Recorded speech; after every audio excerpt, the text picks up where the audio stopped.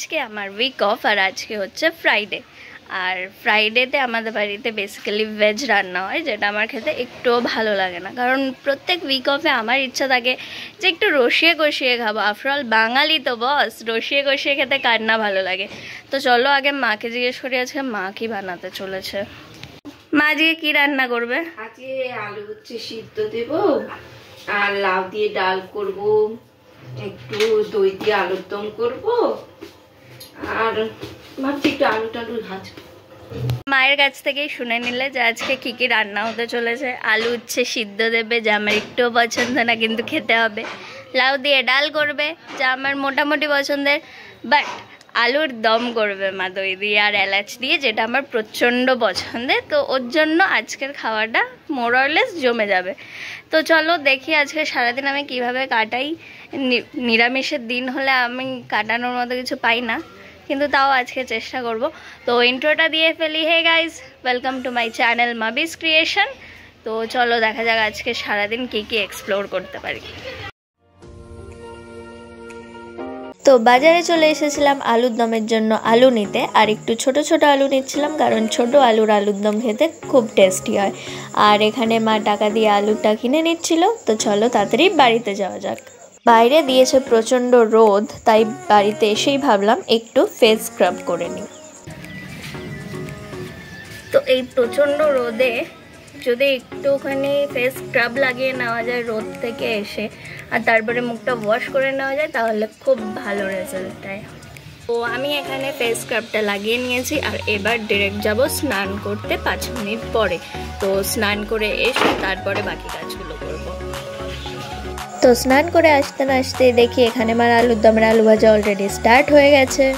আলু ভাজার পরেই মা এখানে মশলাটা কষিয়ে নিচ্ছিল আলুর দমের, আর এখানে দই অ্যাড করে দিয়েছিল। এই পার্টটা আমার রান্নায় সব থেকে বেস্ট লাগে। তো এখানে মশলাটা কষে যেতেই আলুটাও অ্যাড করে দিয়েছিল মা, আর কালারটা দেখতে পাচ্ছ, পুরো লাল লাল ঝাল ঝাল রসে কষে বাঙালি। আমাদের আলুর দম রান্না একেবারে শেষের পথে। এবারই সেই সময় যখন আমরা এলাচ অ্যাড করে দেবো এর মধ্যে।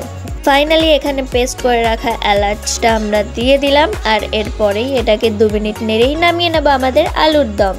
দেখতে পাচ্ছ আলুর দমটা কি টেম্পটিং হয়েছে। তোমাদেরও যদি ভালো লেগে থাকে কমেন্টে অবশ্যই মেনশন করে বলো। তো বন্ধুগণ, এত ভালো খাবার থাকলে আমি আর ওয়েট করতে পারি না, আমার খুব সাফোকেটেড লাগে। তো চলো তাড়াতাড়ি লাঞ্চটা কমপ্লিট করে ফেলা যাক।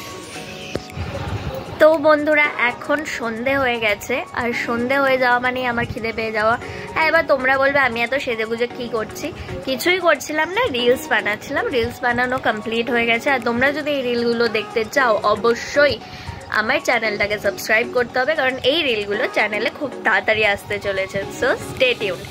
তো এবার আমার প্রচণ্ড খিদে পেয়ে গেছে, সন্ধে হয়ে গেছে। তো এবার দেখা যাক সন্ধেবেলা আমরা কি কি করতে পারি। অবশ্যই কিছু ভেজই বানাবো, কারণ শুক্রবারে তো ভেজই খেতে হবে।